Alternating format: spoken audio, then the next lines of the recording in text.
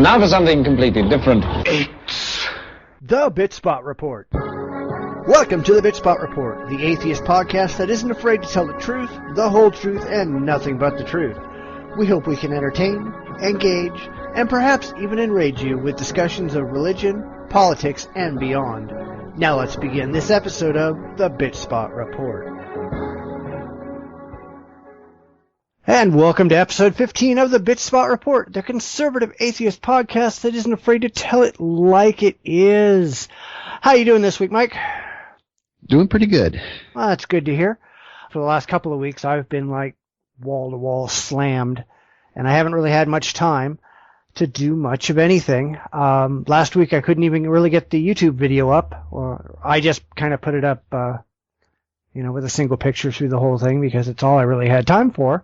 And I really wanted to ask people who are listening if they really think it's valuable for me to go through every single week. And it usually takes, for an hour and a half show, it usually takes me about 5 hours to build that thing.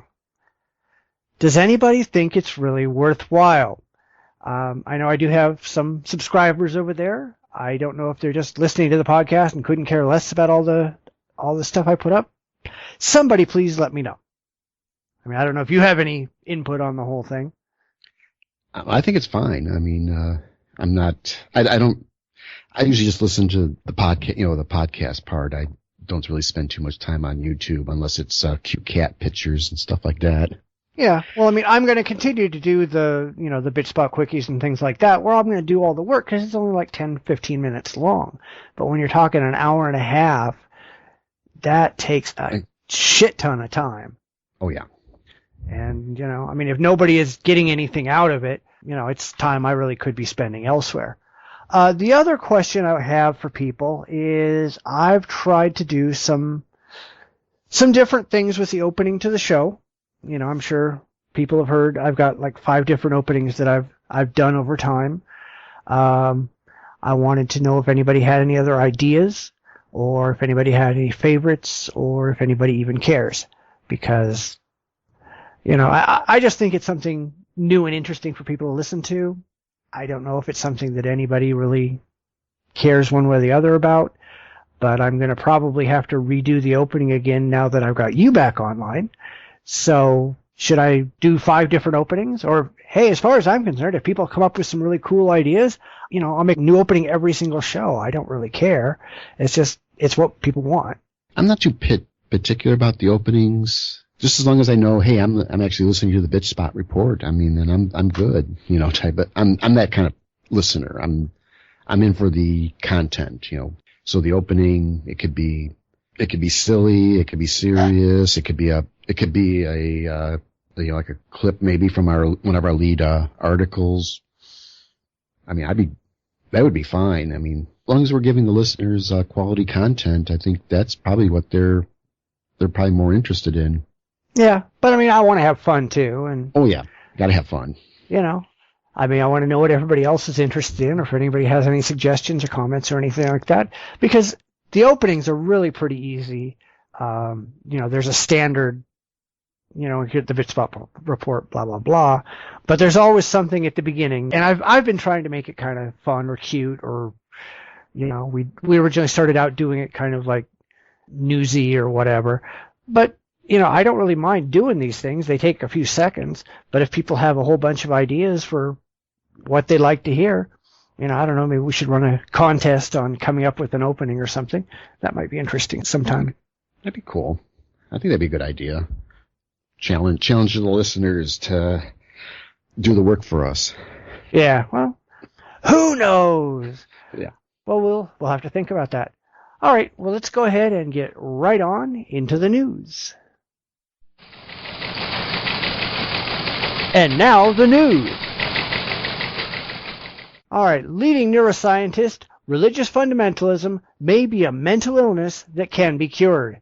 This comes from the Raw Story. Speaking at the Hay Literary Festival in Wales, neurologist Kathleen Taylor was asked what kind of advancements she thought we'd see in neuroscience in the next 60 years. And she said that recent developments might allow us to identify religious fundamentalism as a mental disease and kill it, and cure it. Kill it too. That would be cool. That'd be cool. She said, somebody who has, for example, become radicalized to a cult ideology, we might stop seeing this as a personal choice that they have chosen as a result of pure free will and may start treating it as some kind of mental disturbance. This is how I've thought about religion for a long time. It's refreshing to see a professional thinking about religion the same way. So how do you see that? I see it that way, and maybe this is one of those type of things that might, what do we call it,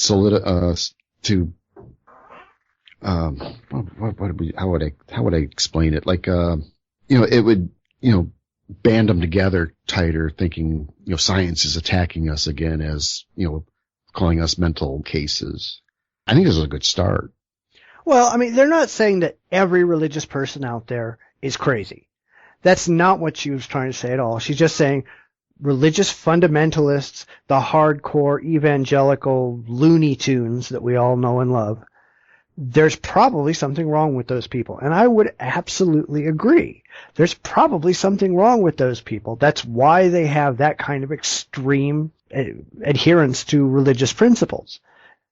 I would say it's probably the same kind of thing that makes people addicted to alcohol and drugs, makes these people addicted to religion.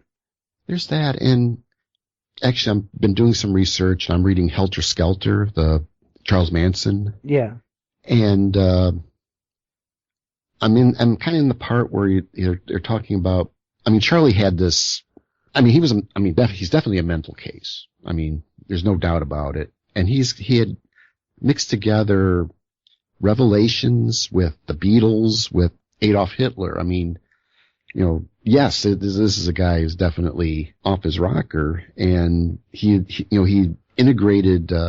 He somehow found passages in Revelations to relate to the Beatles' White Album that told him that this great race war was going to start. And, curious about the conspiracy side, because sometimes they like to think that Charles Manson was a setup by government, gave him some bad LSD and turned into this. And yeah.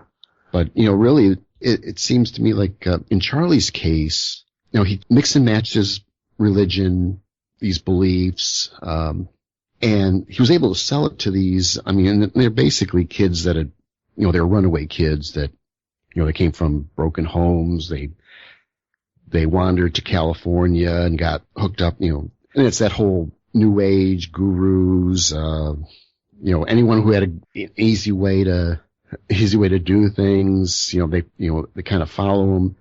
Cause and then he got into that, it was like this mix of religion and control. And I seen in the article, there is that, the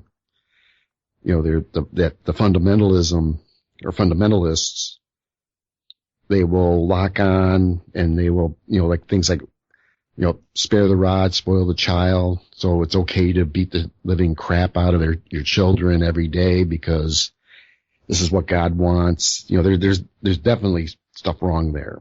Right. What I'm taking away, kind of got out of the article, was it isn't so much the fundamentalism, but then when you add in maybe other issues, anger issues, and which are, I guess, those are real. At least today, I think there's a lot of this is real mental illness. Fundamentalism isn't, I guess technically isn't, because it's not in the book type of thing.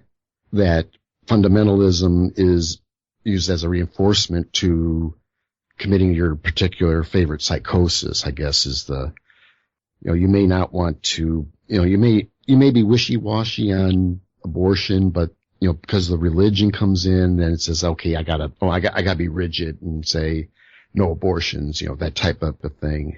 Does that make sense? Yeah. Well, my whole thing is, it's very clear that there are a lot of religious crazy groups out there. I mean, everything from the Davidians to, Jonestown, Heaven's Gate. I mean, all these people, and you can't really say these people are practicing any kind of quote unquote normal religion. And the theists who will get offended by this would probably agree with that. But what's really different between what they believe and what your random fundamentalist Christian off the street believes? Now, I'm going to leave out all of the just your regular liberal theists, because the vast majority of those people don't even believe this crap to begin with. All right, they're pretending to be religious because they think it makes them look good to the neighbors. They're doing it for social uses. They don't understand. They don't read the Bible. They don't go to church. They don't pray. They don't do any of this stuff. They just, if the subject comes up, oh yeah, I'm a Christian, or oh yeah, I'm a Jew or a Muslim or whatever it is. Right. But they really don't buy into it. They don't actually have any strong beliefs.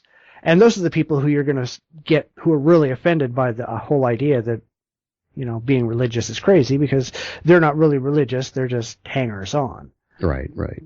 But when you get to the crazies, the Heaven's Gate, hail bops come and let's all off ourselves in tennis shoes. Clearly these people have something mentally wrong with them. Clearly, you're right, Jim Jones had something mentally wrong with him. The Mansons, all of these different groups, they've got something screwy upstairs, and religion is reinforcement. Well, not only just reinforcement, it's pathology. Yeah. And you can even look at like a lot of your crazy conspiracy theorists who have the same kind of pathology. These people are all paranoid. They think everybody's out to get them. They think they have secret magical knowledge that nobody else has. If you actually go and look up the pathology, and I did a blog post on this a couple of years ago, but if you compare conspiracy theorists with religious fundamentalists, they match up really, really, really close. Yeah. Oh yeah. I mean, because it is almost like a religion to these, for the conspiracy theorists. It is a religion for them. And it actually almost works like going to church when you see these guys, I don't know if you're familiar with Jordan Maxwell. He's a guy that, he's into this astrotheology.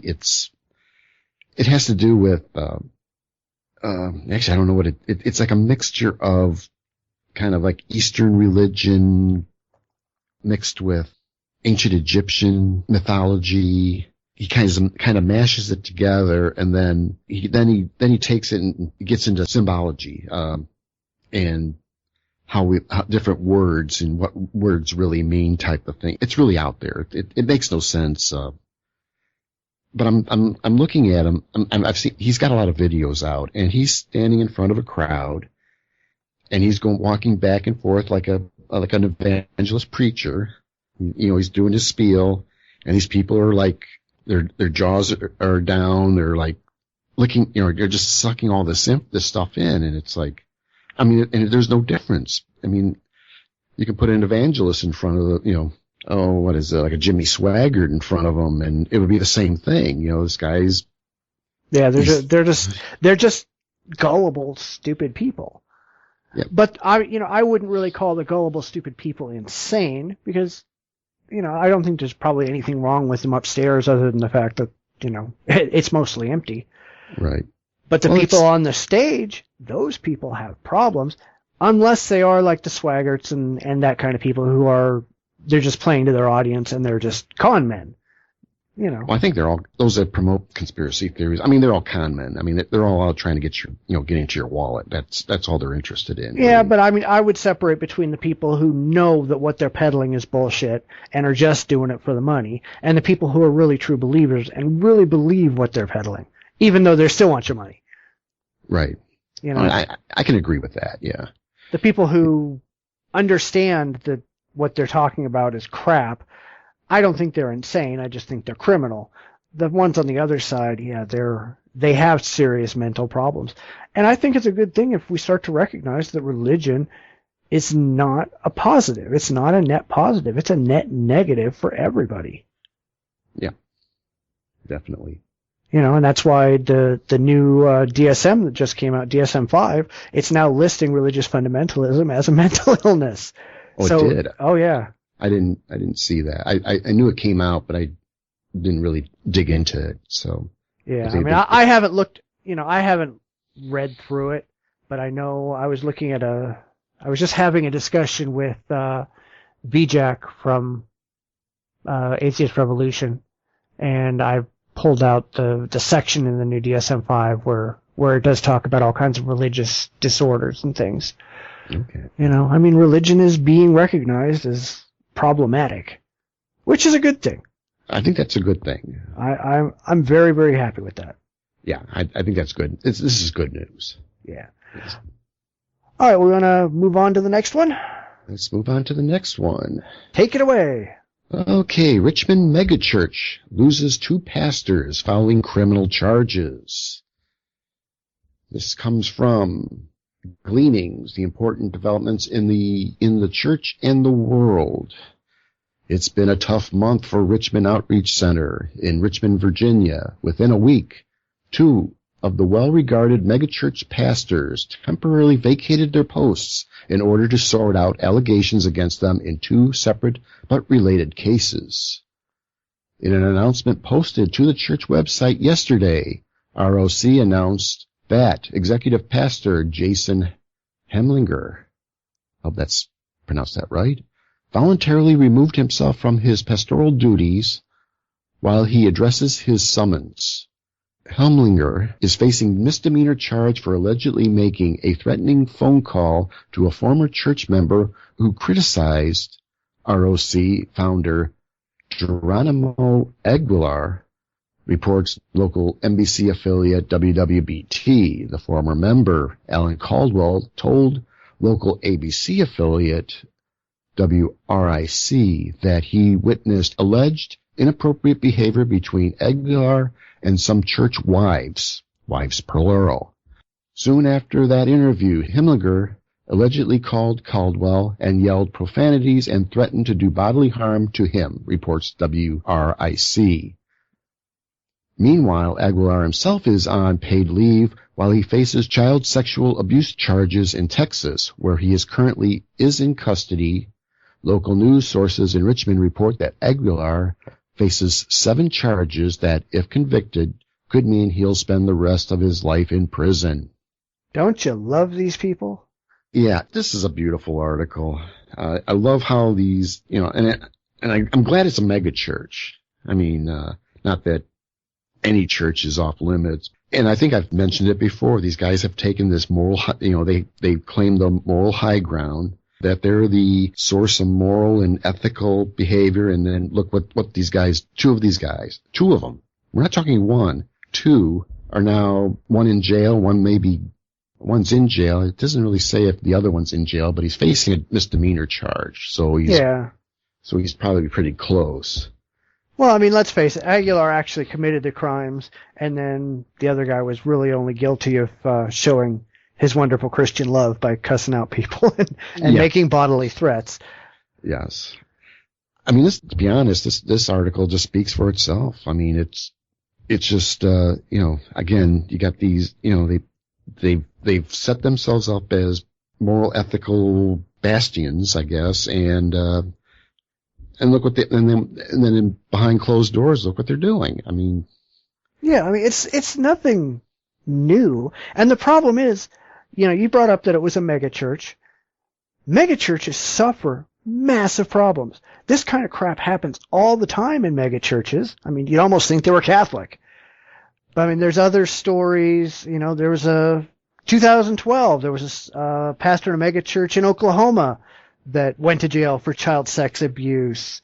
Let's see, what other ones? There's just tons and tons and tons of them. There's like 2 of them in Oklahoma. The 3rd one in Oklahoma. What the hell's wrong with Oklahoma? Seriously, that is within 6 months.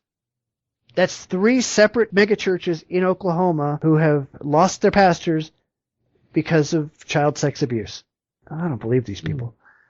Maybe there's something to them saying that the tornadoes were caused by not praying enough, because their pastors are certainly not being terribly Christian. Well, no, it wasn't the tornadoes were caused by not praying enough. The tornadoes were caused by the Christians. Christians, you're screwing up, or you're screwing kids, cause the tornadoes and cause many deaths. That's why they keep happening, because I'm sure there's more megachurch pastors out there bonking kids. Yeah. And why? I mean, it's not like the Catholic Church and where they're not even supposed to have sex. I mean, these are guys that can have sex with women. I mean, or can they? Well, yeah, I'm sure they can. Yeah. I'm sure these guys are married and all the rest of that. But these people are popular. These people have power. These people get respected, and I'm sure they get women hanging all over them.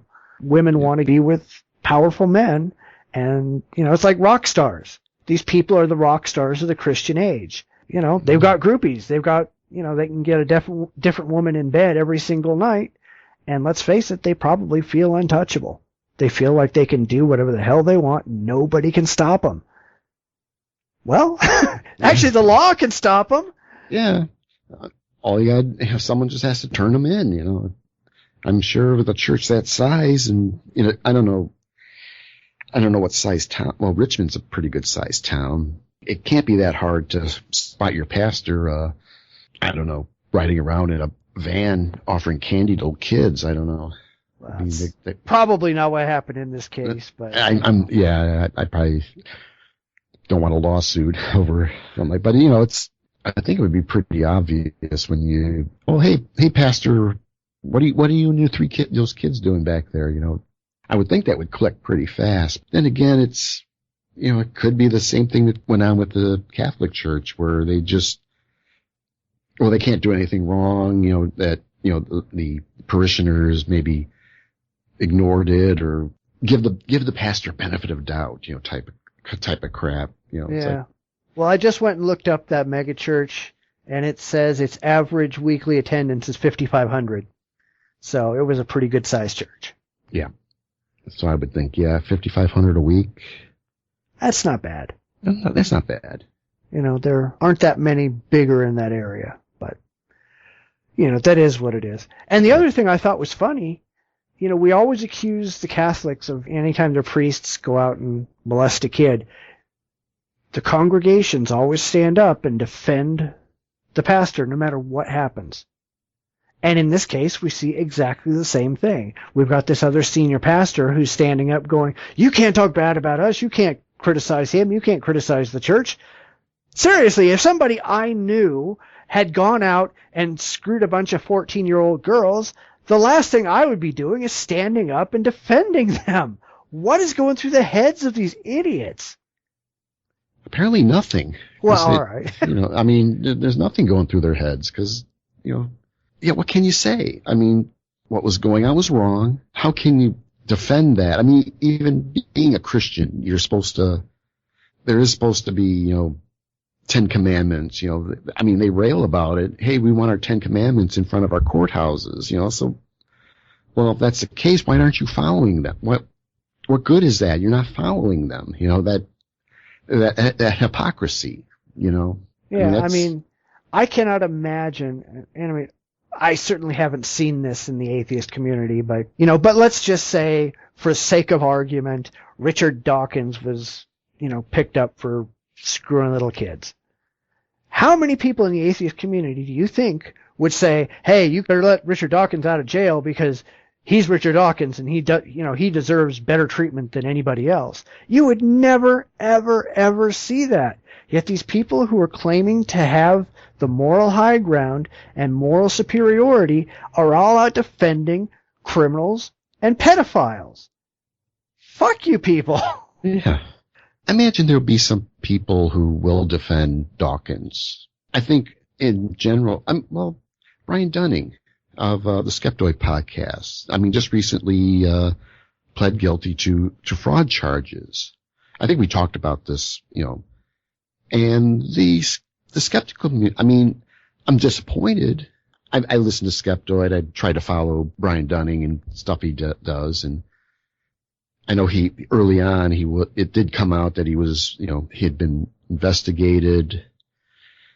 I think he decided to plead guilty. And the skeptical community did. I kind of expected there would be those like the PZ Myers. I think we talked about him before.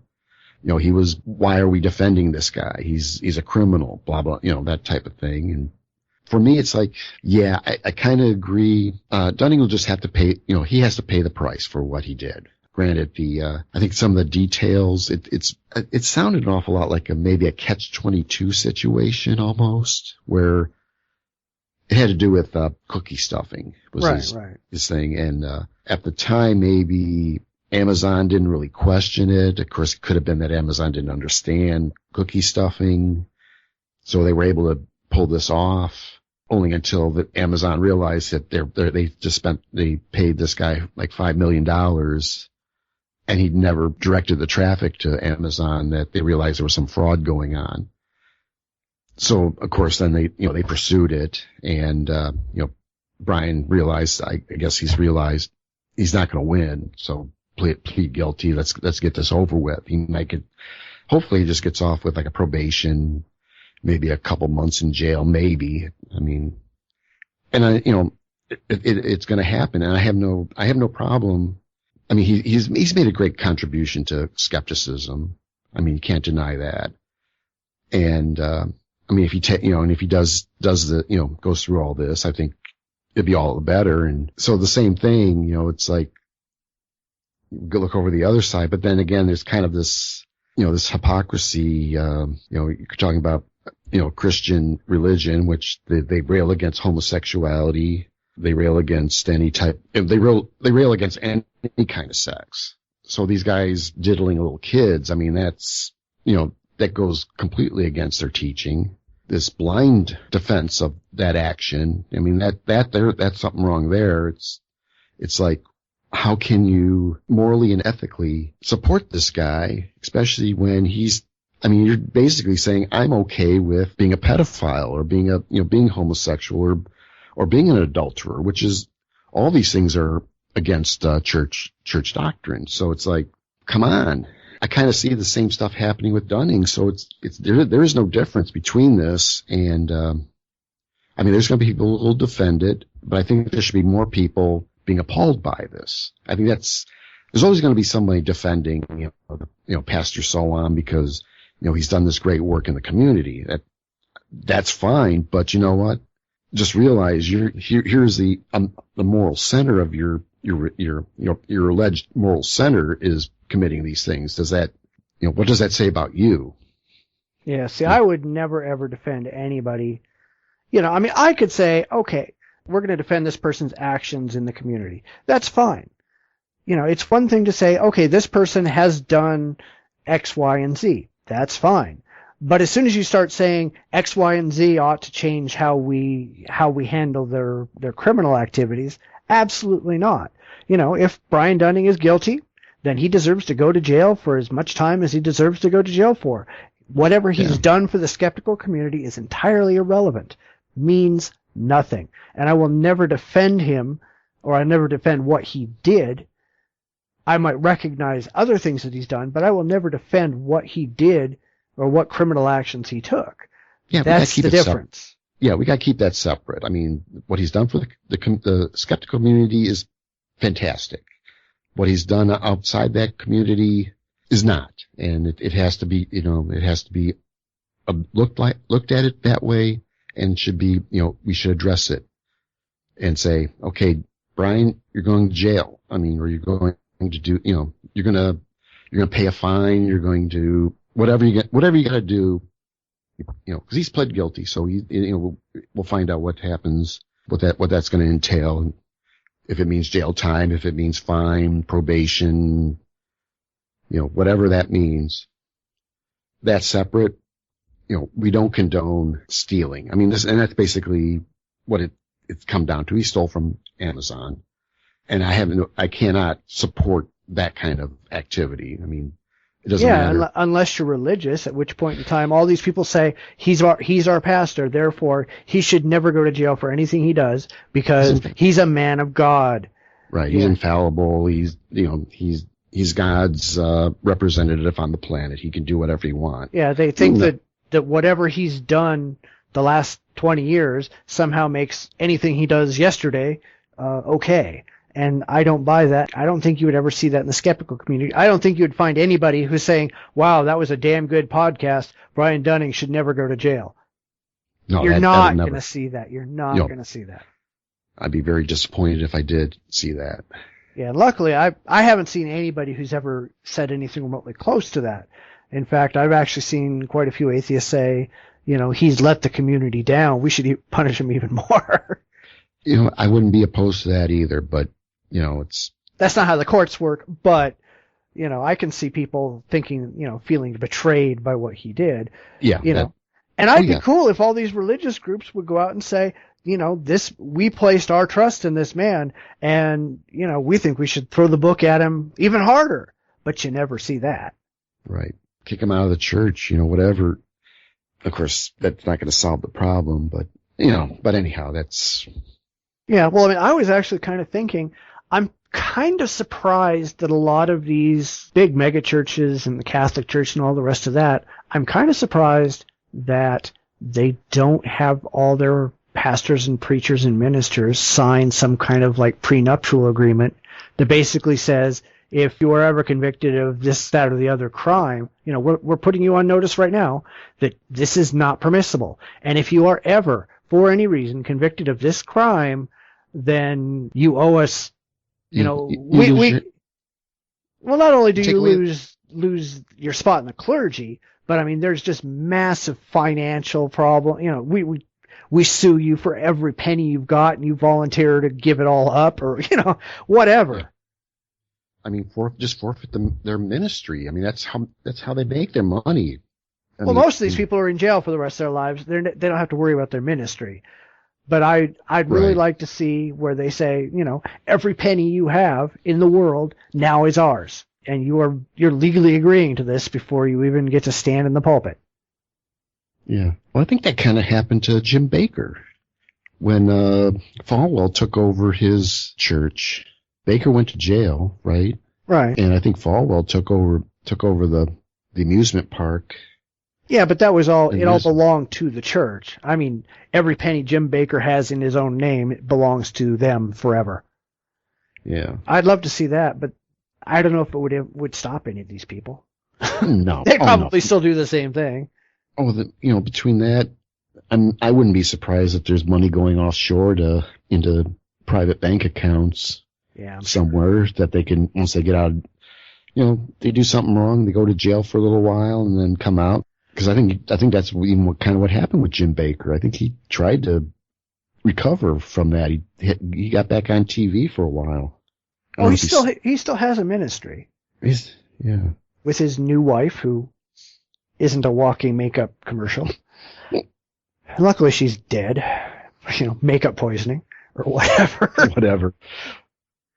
All right, well, let's go ahead and move on to the next story. Half of New Testament Forged, Bible Scholar says. Now, we all know and enjoy Bart Ehrman, but his latest book, Forged, he makes charges that a lot of the New Testament isn't what believers think it is. According to Ehrman, more than half of the passages that were written by Paul were written by imposters. He claims that 11 of the 27 books in the New Testament were not written by the people who gave them their names. Now, this isn't anything particularly new, although Ehrman's focus on the writings of Paul I don't think has been done before to my knowledge, but it doesn't surprise me in the least. The Bible is a very human book. It was written by people to address very human problems by giving a rubber-stamped godly mandate to convince the gullible to follow what they wanted. Does this surprise you at all? Oh, not at all.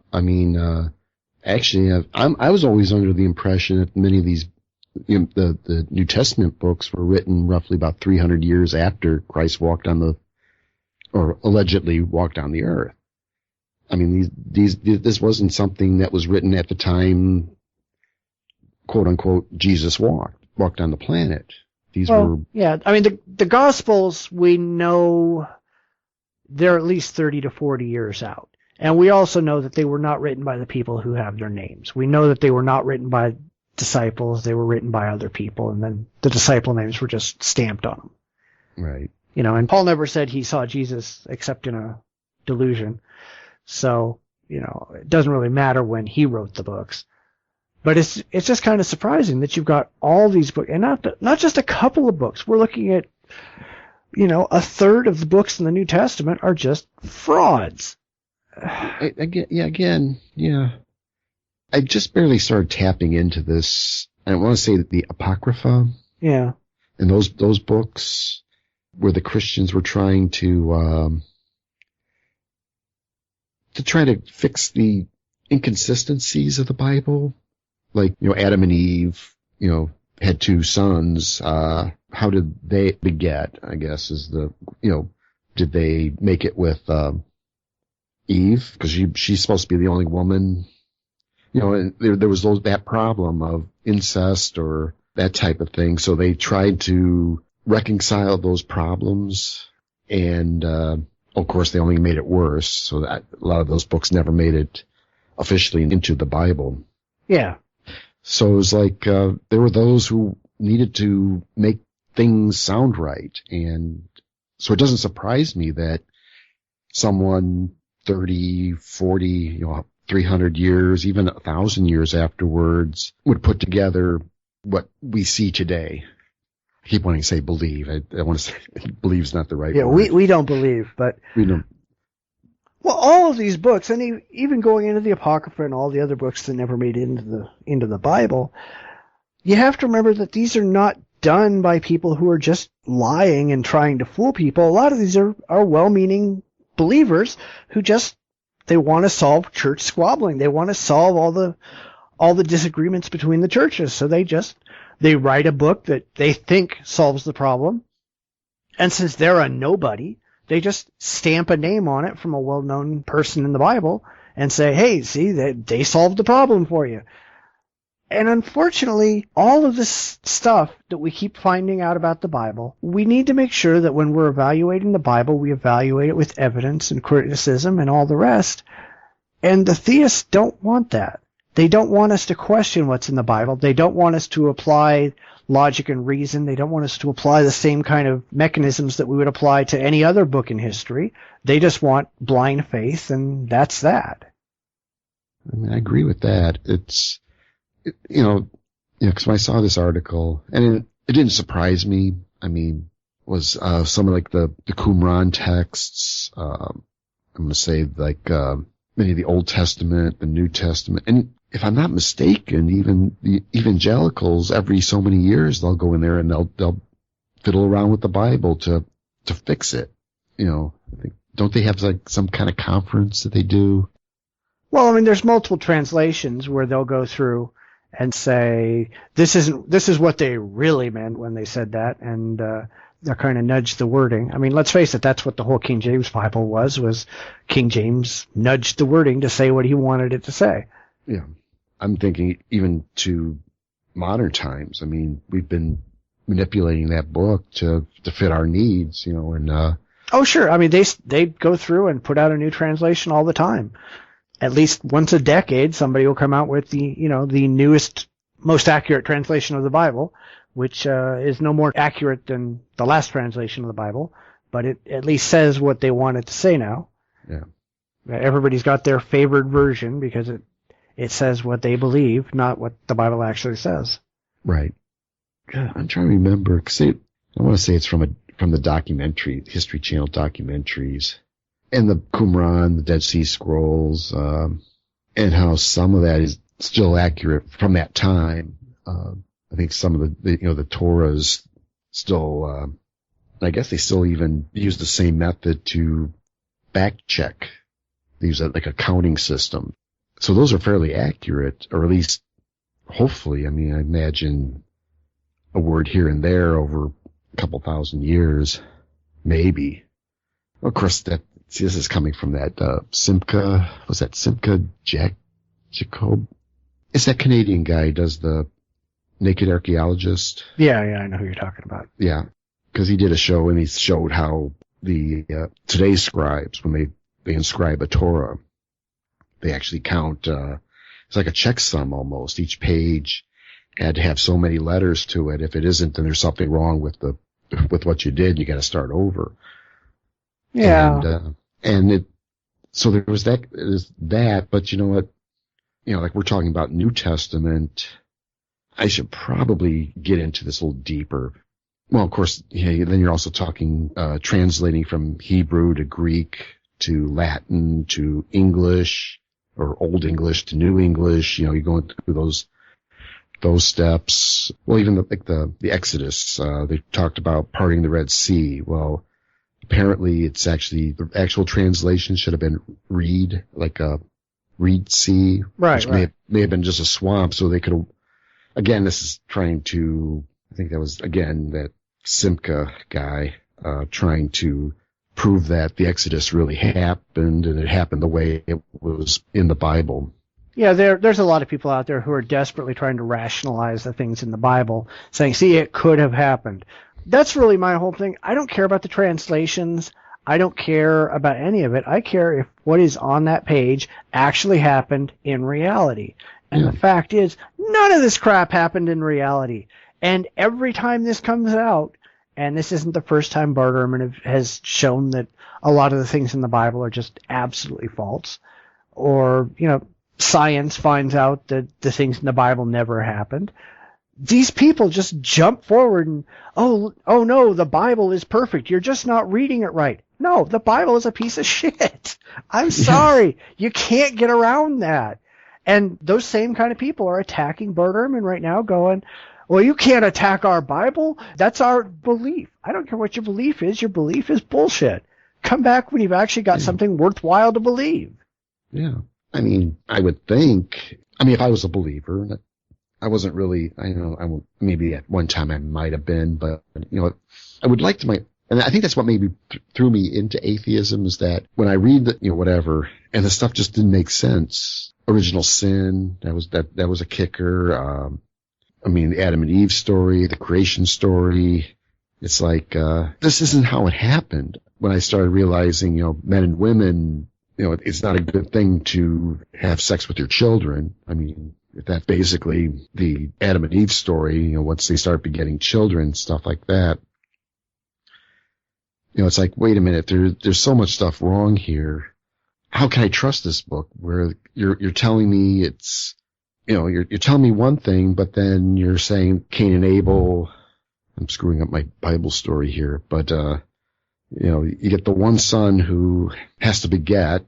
Well, where'd the woman come from that he had to have sex with? Because you can't have sex with Eve. She's the only woman in this whole story. Well, they assert that Eve had other kids and they screwed their sisters. That's the other, but that, again, that is, we're not supposed to do that, but is that okay? So there was the Bible creates these problem. Then the priest tries to reconcile it, and you can't. There's no way to reconcile it. The kids had sex or had sex with mom, whatever. Again, it's indefensible. You can't defend it.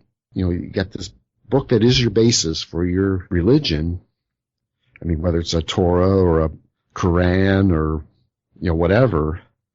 And if it's screwed up, why hang on to it? A lot of them says, well, this is God's word, and we're supposed to just we bow to God anyhow, and that type of thing. So it's okay that there's inconsistencies, because this is just God trying to give us a story. And no, it's just, since this document is supposed to be the basis, isn't working correctly. It isn't correct. It contradicts itself. And the only thing to reconcile it is that since this is God's words and God is infallible, then it's okay. And to a rational mind, that doesn't make sense. Well, that's because Christians are doing it ass backwards. And all theists are doing it like that. But they're starting with the conclusion, which is this book is perfect and everything in it is perfect. And then they have to go out and try to force the evidence, to comply with the conclusion, instead of just saying, okay, here's a book. Let's see if this book is accurate and see where the evidence leads us. They do it backwards. They start out with a conclusion and they doctor the evidence instead of starting out with the evidence and seeing where it leads to. And that's why religion fails so absurdly every day. Yeah. All right, and let's move on to our last story, and that one would be yours. Yes. This story is from Crooks and Liars, a website. Former Bachman staffer, lies are okay because her constituency believes them.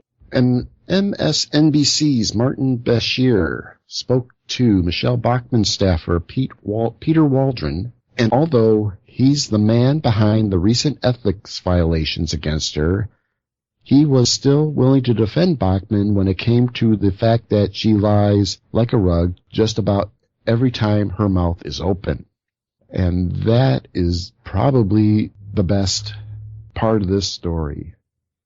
I like this, Bachman. The fact that she lies like a rug every time she opens her mouth. Well, in other words, she's just a politician because they all do it.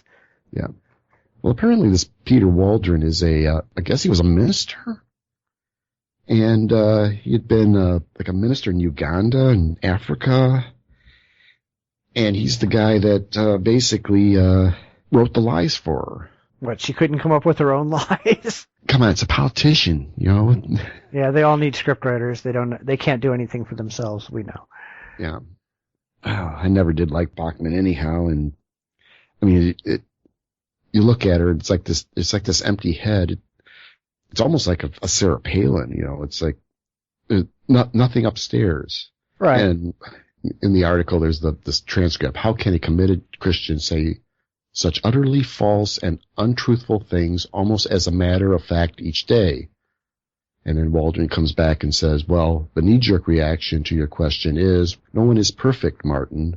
What do you expect?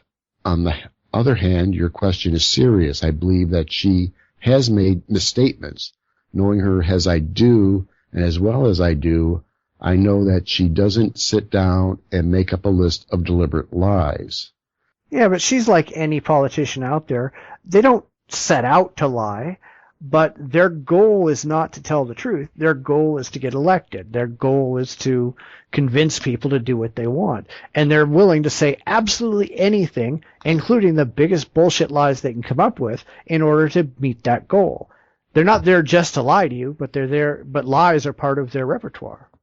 Yeah, I mean, I can't even think of anything better than that. I mean, that's what they're after. They're trying to get votes. Yeah, people funding her and stuff like that. You know, it's, you know, that type of thing. But ultimately, she's got to get votes, and she's got to convince a constituency to vote for her, and she has to win the election. I mean, yeah, and it's their job to tell them what people want to hear. You know, it's like, vote for Kodos, you know, abortions for everyone. No one gets abortions. Yeah. You know, it's like, say what they want to hear, get elected, and then you don't have to do anything after that, you know. Yeah, well, unfortunately, that's the political system that we have right now. Unfortunately, we have a political system right now where not only do politicians lie to us, but we expect it. You know, we figure that as long as their mouths are moving, they're just feeding us a line of bullshit, and nobody actually holds these people accountable. And I think that's the real biggest problem right now. It's not that Michelle Bachmann lied to us. Everybody lies to us. And we don't ever say, you know, we don't want our representatives to bullshit us. And I don't really know how to fix that, because we keep voting people that are proven liars back into office again and again and again so that they can keep lying to us. I don't understand how a system like that operates. I don't understand how a nation full of voters continues to fall for this crap. And they do it knowingly. I just don't understand. And I think that plays in perfectly to the main event. So let's go ahead and move there. This is the main event. You know, lots of people say, in a perfect world, this would happen, or in a perfect world, that would be true. Well, we know a perfect world doesn't really exist, but I guess it's interesting to think about what you'd really like to be true, or what you'd really like to see the world, if you actually had the absolute ability to change the world to whatever you liked. That's what we're going to look at this week. What would we do if we really had the ability to mold the planet and the people however we wanted them to be? Now, we are going at this completely blind. We have not discussed our answers in any way, shape, or form. In fact, I split my perfect world up into 4 categories, those being government, business, society, and people. I have no idea what you did, so how did you think about this? You know what? I thought about it. And on occasions I do say, you know, it'd be cool if this, or if we can get this, you know, that type of thing. No, just trying to think about it. I was hoping maybe you go first. Well, I mean, I can go first. That's no problem. I was just, you know, like I said, we're going at this blind. We haven't talked about how we're going to format this or structure it or anything else. Right. So I didn't know what you came up with. You know, because it's like, I mean, there'd be some great things. I mean, if we can erase religion off the planet, I mean, that's probably the number one thing, you know. But then, you know, when I started thinking about it, you know, I think we kind of need stuff in our past to make it the future worth it type of thing. I mean, I think we need to go through these contortions of religion and intolerance and stuff like that to at least appreciate. I mean, just to flip a switch and say, okay, there's no more poverty, no more world hunger. It's like, yeah, that'd be great, but it doesn't mean anything. It kind of loses its value. It's like we have to go through wars to appreciate peace. That kind of thoughts. And that's what's kind of going through my head is, I mean, I would love no more war, no more poverty, maybe almost like a Star Trek style life, you know, where there's no money. People do things because it betters the whole type of thing. And don't you tell yourself that Star Trek has no money. Somebody put up a video like a week or so ago where they just sit there and go, you know, one scene is we use money, next scene we don't use money, next scene we use money, and it went on for like 15 minutes. Right. But I think the general feel is that you do things because it's best for society type of thing, you know, that, you know, my labors today, you know, I get paid for that. I get little green sheets of paper, and I use those little green sheets of paper to buy me, you know, a roof over my head, you know, food on the table type of thing. But, you know, it's just that general feel that money is not as important to them. There's more important things than material goods. I mean, I know that's not exactly true with Star Trek, but there's that kind of a feel that you're doing things for society. You're trying to improve society, but you kind of lose the reasons why you've gone to this, you know, to make it a better world. Yeah, I'd like to see ending world hunger, ending poverty, no more wars, nations getting together. I don't want to sound like I'm supporting one world government or anything like that, but it's, you know, just that we can deal with the differences. We can compromise by being able to work together and perhaps get the world like behind a project like going to Mars, that type of thing, or to colonize the moon, or doing bigger things than fighting over oil fields in the Middle East. You know, so pretty much anything that would eliminate that. But then again, when I'm thinking about it is that we don't have that. We have to kind of go through what we're going through now. We've got to go through wars to almost truly appreciate peace. I mean, it's kind of a twisted thought, but you know, that's how I was looking at the question. The Taliban, mainly because they've been destroying historical sites and stuff like that. When Afghanistan fell into the Taliban hands, they started destroying these real ancient sites and pretty much erasing these old. I mean, that was their goal, was to erase these old religions. Well, you know, they just destroyed thousands of years of human history, where we came from. Losing that because of religion. I would love to see maybe definitely reform in how we govern ourselves. I mean, I still think the republic style of government is great. I mean, if it wasn't so old school, old boy network type stuff. If we can reform that, I mean, the republic or a Republican form of government is great compared to a pure democracy where everyone has to participate. Here we send representatives, and if we can get representatives to represent us, basically, I think we'd be miles ahead. I mean, ending war might be tough, but I think it'd be easier to get rid of reasons why we go to war, and things like that. That's kind of my I understand what I've been thinking. Well, let me go ahead and go through some of mine, and then we can kind of hit some of these. I'm going to start with people, because it's the smallest piece in the puzzle. And I do agree with you. Get rid of religion. And not only just get rid of religion, but get rid of non-rational thinking. I think we need a people who are generally willing to embrace rationality and the scientific method as a means for making decisions and determining the best course of action. And that doesn't just mean religion. That's everything across the board. That means people stop buying into conspiracy theories. That means people, actually learn to think for themselves and reason for themselves and not just buy into emotionally comforting bullshit. Yeah. And I think that's probably the number. If I could do just one damn thing, that would be it. Because that would solve 99% of our problems. Oh yeah. That is definitely the way to go. Cause, I think a lot of the problems that we will face, we gotta do something about it. And as long as you got people who are opposed to it. Yeah, the problem really is that a lot of people are just opposed to rational ideas. They'd rather feel good about what they're doing than actually deal with a rational solution or a rational idea. And again, we're trying to create a perfect world, and those people need to just go the fuck away.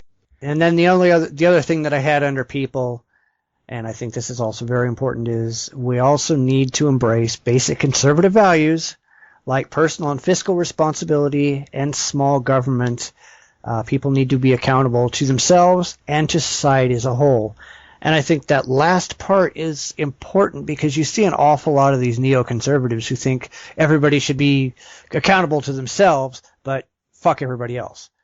And I really don't buy into that. I think that we're all part of the same society. We all have the same social contract. We all need to be accountable, not only just to what we do and what our families do, but to everybody else around us. We need to be able to improve everybody's lives, not just ourselves. Oh, exactly. I'm kind of more like not necessarily small government, but right-sized government, which can mean small. There's going to be a need for government. There's going to be need for stuff, but we don't need a nanny state. We don't need we don't need Big Brother looking over our shoulders. We're grown-ups. We're supposed to, show some responsibility. Even just that little bit could happen today. I'd be happy. I'd be thrilled. Yeah. Well, I think, why don't we just go ahead and go into government? Of course, I want it to be much smaller. I'm not a strict constitutionalist by any means, but, I don't think that the government should be reduced to such a degree that it only handles like national defense and roads, like a lot of libertarians like. Right. But we don't need as much nonsense as we have out there. It should only be as big as we absolutely need it to be. It should not be this giant hulking bureaucracy. And let's face it, both political parties are just as guilty of this. How big did Bush make the government when he started putting in Homeland Security and all that stuff? Right. Every single president that we go through increases the size of the government. I think we need to reverse that. Probably, reduce it by at least a third and see where we go from there. The last thing we need is, like you said, the nanny state. Right. Because the things I don't like, I see no problem with things like Social Security. I don't really, there's things that, there's some departments. Now, the FDA, there's some of these departments that are like, and I don't think they govern anymore, to be honest. That it seems to be that the people that it's like they reach out to the people they govern and then say, give us ideas. It's not like with the FDA, they can, saying, okay, we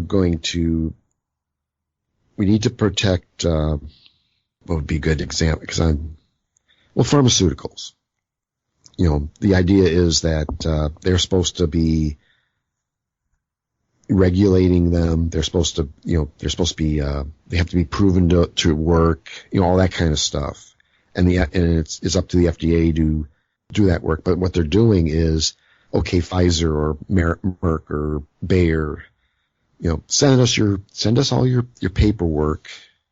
And we'll just look it over, and then we'll approve it, type of thing. It's not them doing, it's not the FDA doing the work. It's getting these companies to do the work for them and delving into some conspiracy stuff. But it was like, you get a guy who used to work for Bayer, they'll do their trials and studies and second trials. You know, they go through that. And if you work for Bayer, it maybe ends up being just a rubber stamp. Yeah, these guys did everything right. Okay, cool.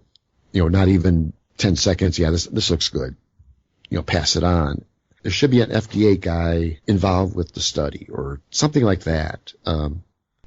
Well, the problem is, I mean, a lot of the stuff that makes it through the FDA these days, I don't even know if I would even call it safe. I mean, if you watch the commercials on TV where the list of possible side effects, including your head falling off, is longer than the rest of the commercial.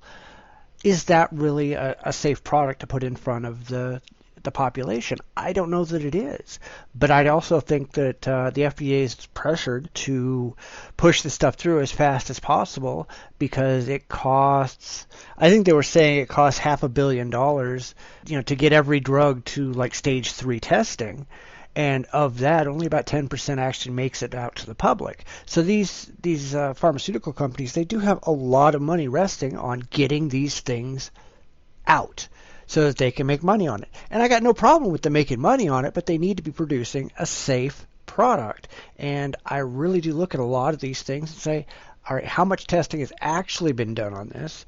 And are they just putting it out there because they have a lot of money invested, or are they putting it out there because it's actually a product that's necessary? And I think that's a question that needs to be asked. Yeah.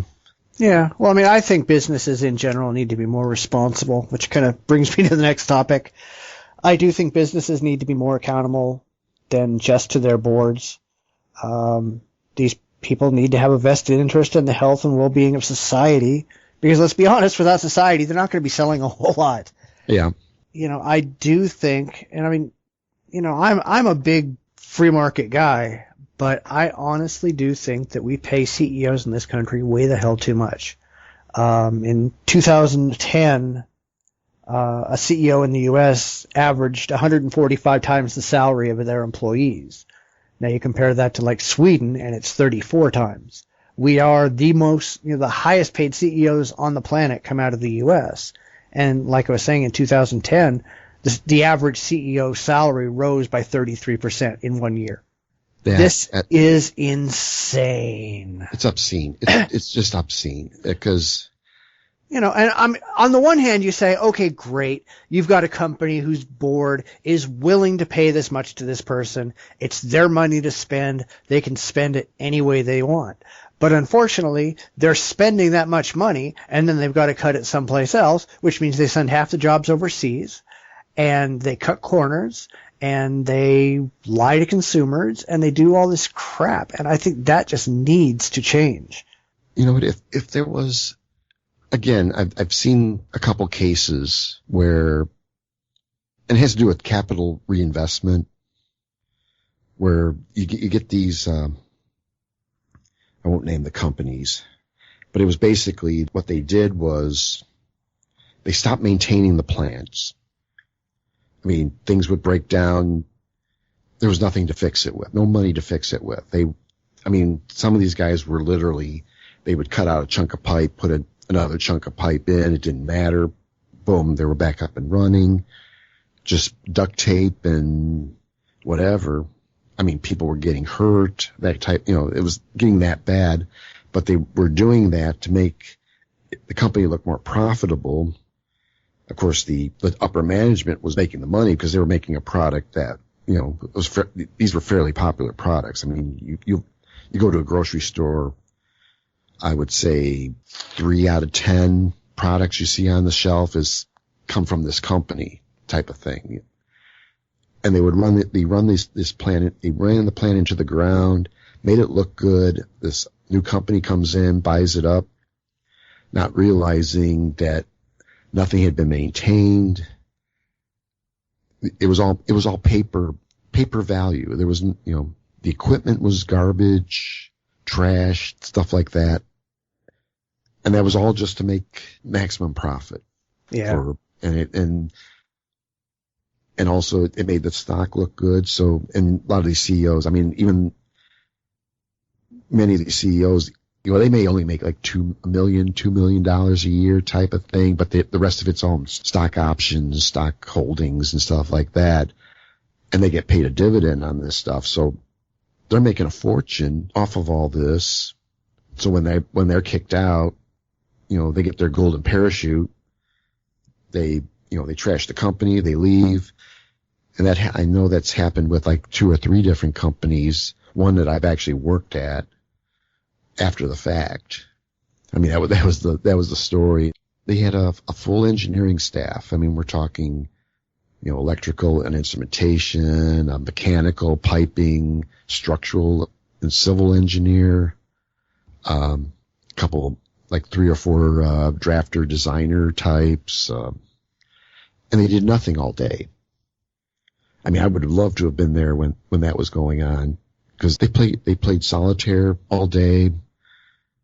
They may get bored and they decide to walk, they might walk through the plant and, shoot the shit with somebody on the plant floor.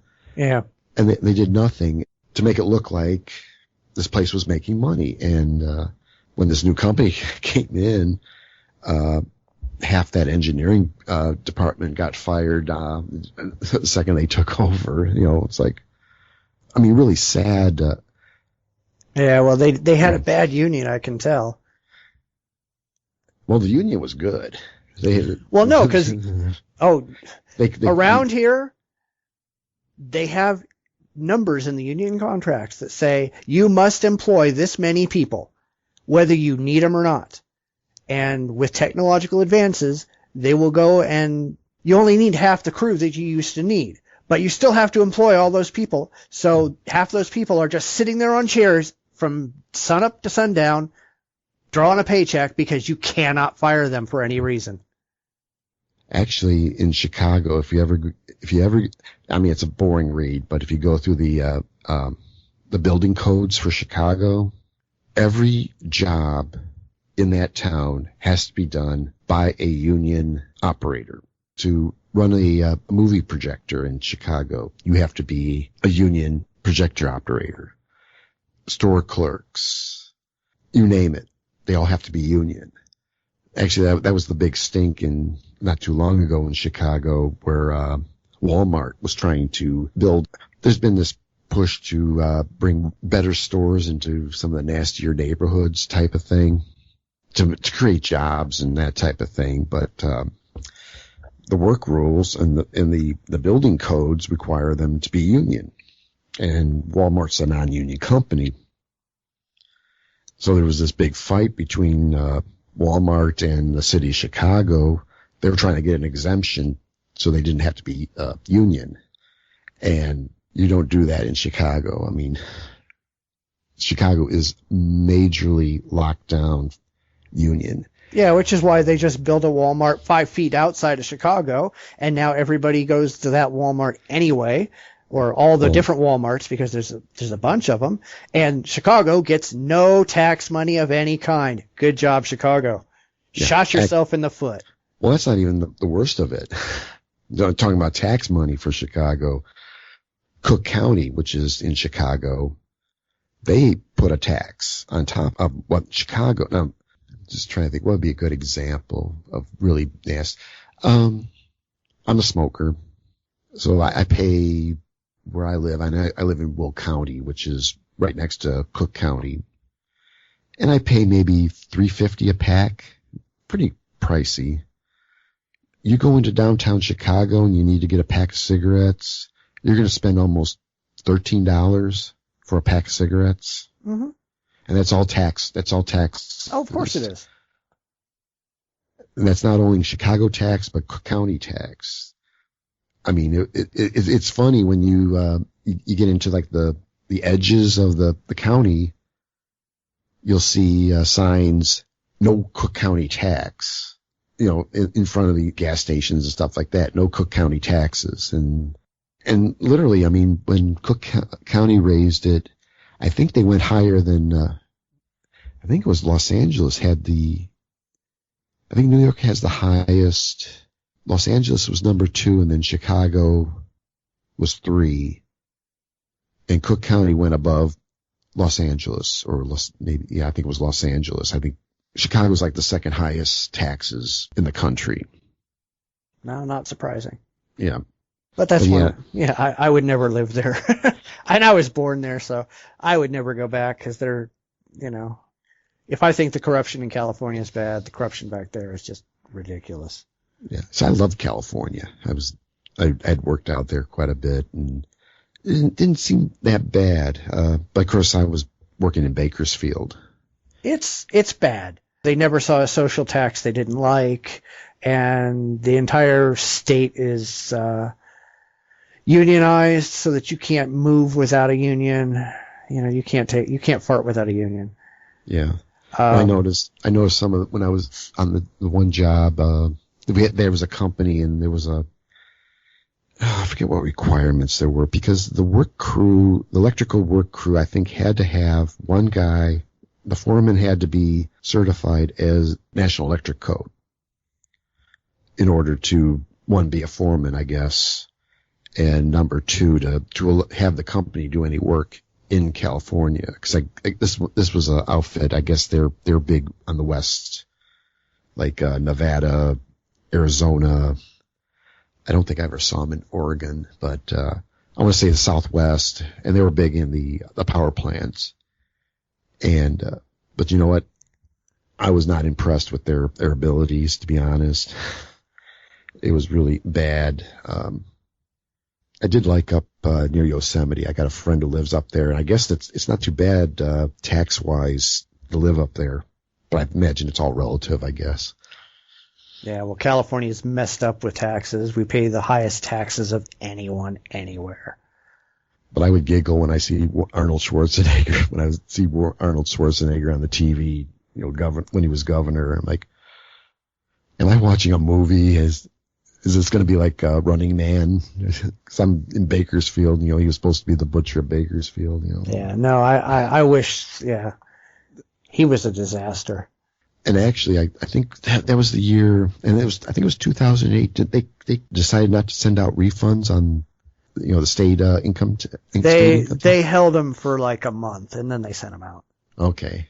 I mean, because there's a law that says you have to have them out by a certain day, and they held them right up until that day. Okay. Because they had no money to send out.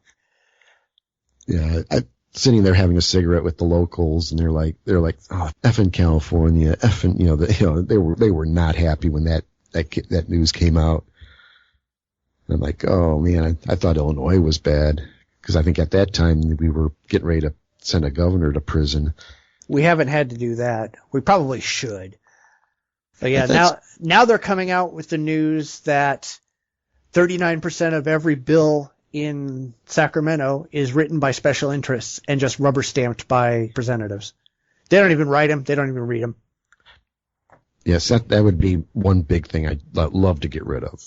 Because it's not, I don't have a problem with having, like if I'm doing a banking reform, I have no problem having a banker sitting there along with maybe a lawyer. It's one of those things you got to have. But getting together and saying, okay, we need to do this, and if we do this, how does this affect you, Mr. Banker? Banker says, well, I don't like that because I'm now have to do something. It's like, well, you might have to do this, I mean, granted, I know you're not too thrilled about compromise, but it's just, instead of sitting there having Mr. Banker write the bill out and saying, here's what we want, because that's what they did with what really got us into the 2008 meltdown, was that the bankers, the investment guys, all these guys, they wanted all these regulations. They put the regulations together, got it through Congress, and they had good cases for some of this stuff. I did some looking into banking regulations for one of my shows, and it was like the problem the banks were having was that other, like, investment companies, other kind of semi-investment type, or not really banks, but other financial institutions were able to do things that the banks couldn't do. So the banks were losing customers to these other institutions. Because I think, I forget when it was, actually in the 60s or 70s, where the banks couldn't do interest-bearing checking accounts. They couldn't, there was things that they couldn't do, but other places could. So they wanted to re-regulate, and the thing was they asked for and got through things like derivatives, how that they could regulating derivatives, or they relaxed derivatives, and that's what created this when the housing melted down. It created that, but they basically the banks and the mortgage companies and so on wrote the rules that created the situation. It wasn't for lack of regulation, because they had pulled Glass-Steagall, I think was the big right the big holdup. But that it was Glass-Steagall limited them to what products they can offer, and they always they kept referring to, in this book, it kept referring to products, certificate of deposits, stuff like that. But these guys, the Hank Paulsons stood in front of Congress and says, "Hey, we need to keep our banks open. We need this," and came up with the legislation, and they got it. No one really questioned it. I mean, it doesn't surprise me. I mean, I don't think these politicians they're just lawyers basically. They were probably more worried about if they could sue someone over it after they get out of politics. Yeah, but that was the problem. A lot of these regulations were in place to keep them from doing what they eventually ended up doing. These regulations meant something. And the fact that they can go and stand before Congress and say, hey, we're losing money, reduce all the regulations and oversight on our industry, that's what killed the housing market in the U.S., was these people knew that what they were going to be doing was questionable ethically and morally and legally, and that's why they had to get the rules changed. And that was the problem. But they passed it because these guys are experts, and they were supposed to know better, but they didn't, and that's what got us into, or at least a contributing factor to the 2008 meltdown. Right, and we're going to do it again because we don't re-regulate. Right. It's going to happen again. Yeah. Yeah, there's this book, and it's pretty dry reading. It's actually the history of regulation in the United States, and the argument is that it seemed to be, I think what they're trying to get at is that it's not, and that's why I get into like right size government, or I guess even right size regulation, because finances change year to year, probably even month to month in some cases, when you're dealing with commodities and stuff like that. I mean, the prices change on a daily basis. Fire at a refinery, you're going to find the gasoline stocks are going to drop, so then up goes gas price. It's volatile, and anything financial is like that, and you can't even predict. I mean, there's no way we can tell what we're going to have a year from now. What we would be looking at. Are we going to be looking at, full employment, or are we going to look at a depression? We don't know, and trying to make those predictions. What regulation was supposed to do is to buffer that. That's why we got a Federal Reserve. It was supposed to be an industrial term, surge tank, where the Federal Reserve is supposed to be, or like a shock absorber to the economy. That's what it's supposed to be. That's right, what right. It should have been working like. So when something goes wrong, the Federal Reserve pumps dollars to fix the problem, and then when the problem goes away, it's supposed to pull those dollars back and kind of work along that line. So, when Lehman Brothers started tanking, of course they're not part. That wasn't part of the Federal Reserve. Federal Reserve couldn't do anything with them, but if the regulations would have allowed it, they could have pumped money into Lehman, maybe save it, or at least cushion the blow. Well, if they hadn't deregulated the entire industry, we wouldn't have had the problem to begin with. So. Well, that's the big thing. But what I'm kind of trying to get at is by creating the right type of regulation, having it adjustable, not saying you can do this, but you can't do this. It's like, it almost has to be, well, if the conditions are this, you can do this. If it's not, you can do this. You can't just say, if your bank reserves are at 50%, and it goes down to 40%, you can do this. If it doesn't, you can't, you can't, or whatever. It's that kind of, it has to be that kind of a regulation, not, you have to maintain 50%, every day for the length of this regulation. So if it goes below, if your reserve goes below that, then you start paying penalties or something like that. If it goes above that, you start paying, whatever the, so it's got to be, at least for like a financial, it has to be adjustable. It has to flex a little bit with the change. But regulation doesn't do that. I mean, regulation says you're going to do it this way or you're not going to do it this way. And I think that's probably, I don't think a lot of people realize that or they want to really realize that. Yeah. I think I've realized that our whole perfect world thing is way too big of a subject to handle in one podcast. Definitely. Probably what we should do is we should probably revisit a few of these different ideas in other podcasts. That way we can talk about them more in depth instead of just trying to gloss over a few things, in the little amount of time that we have. Yeah. Yeah, definitely. So I think we should probably do that. I mean, maybe not next week, but, whenever this rolls around again, we'll just take some specific ideas and we'll kind of go over, how we think we should do things and why we think they should be done and things like that. Sound like a plan? Sounds like a real good plan. All right. Well, let's go ahead and close it up for the week.